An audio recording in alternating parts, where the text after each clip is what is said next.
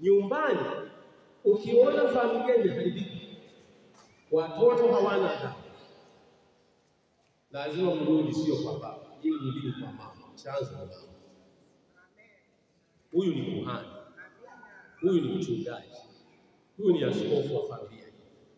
Tena ukipata familia zinazosimamiwa na kina mama vizuri, baba ni kama mshauri tu, anashinda kwenye shughuli zake, lakini anaongozea budget itakuwa mtoto gani mtukufu, anatoa taarifa zake, ni bwana mipango aliyeandika. Hauwezi kuwa mwanamke mlevi kuliko mume wako, kwenda na kufungulia nyumba, hapo umeisha.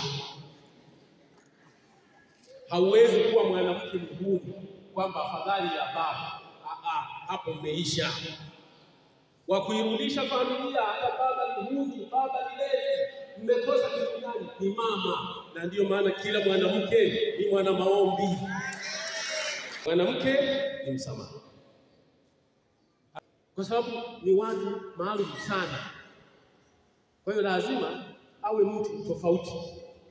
Ndiyo maana mwanamke ni msamaha, mwanamke ni mtii, mwanamke ni maombi, kuhani wa mji, mwana maombi.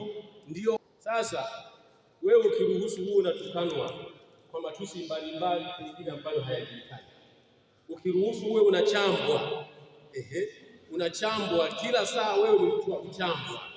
Acheni ya chambo, wewe ni mtu wa kuchambwa, watu wote wanakuchamba.